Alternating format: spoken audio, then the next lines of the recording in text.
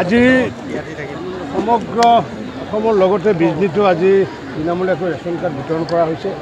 প্ৰায় 47,000 মানুহক এই কাৰ্ডৰ জৰিয়তে এটা সুবিধা প্ৰদান কৰা হৈছে আৰু এই কাৰ্ডত অকল চাউলে নহয়, আয়ুষ্মান ভাৰত বা আয়ুষ্মান অসমৰ কাৰ্ডো পাব।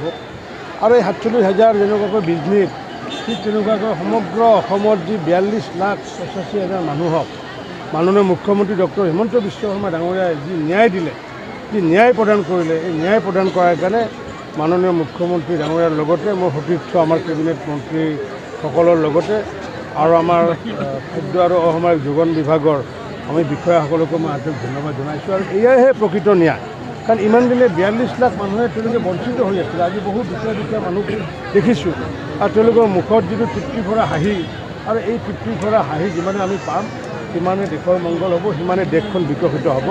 গতিকে আমি দুখীয়াসকলৰ কাৰণে কল্যাণৰ কাৰণে অকল যে এইটোৱে কৰিছোঁ তেনেকুৱা নহয়, মহিলাসকলক যাতে পুৰুষৰ লগত সমভাৱে আমি যাতে ব্যৱসায় বাণিজ্যটো যাতে আগবঢ়াব পাৰোঁ, তাৰ কাৰণে 39 লাখ মহিলাকো আমি 10,000কৈ প্ৰথম কিস্তিত, পৰৱৰ্তী সময়ত 25,000, পৰৱৰ্তী সময়ত 50,000কৈ টকা দি পেলাই তেওঁলোকক উদ্যমী কৰাৰ কাৰণে বা ব্যৱসায়ৰ ক্ষেত্ৰখনত আগুৱাই নিয়াৰ কাৰণে আমি সহায় কৰি আগন্তুক দিনত খেতিয়কেই হওক, দুখীয়াই হওক, মহিলাই হওক, সকলোকে সৰ্বস্পৰ্শী আৰু সৰ্বব্যাপীভাৱে আমি সকলোৰে কল্যাণ কৰাৰ কাৰণে আমি ব্যৱস্থা কৰিছোঁ মাননীয় মুখ্যমন্ত্ৰীৰ নেতৃত্বত।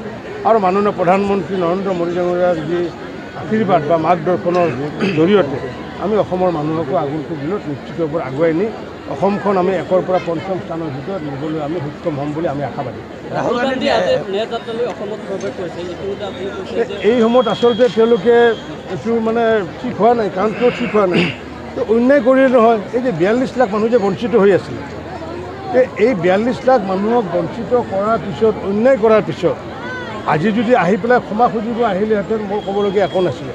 মই নিজৰ তোক এখন গামোচা দিলোঁহেঁতেন, কাৰণ মোৰ চকুৰ সন্মুখতে অন্যায়বিলাক দেখিছোঁ যে আজি ইমান বছৰে এই অন্যায়বিলাকতো হৈ আছিলে, ন্যায় আমিহে কৰিলোঁ।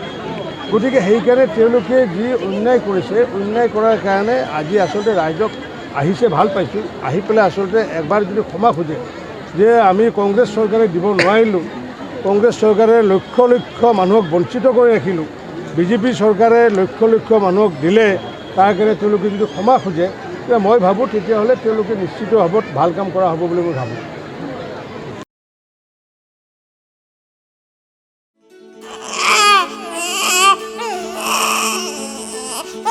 অভিনন্দন, আপোনাৰ এজনী ছোৱালী জন্ম হৈছে।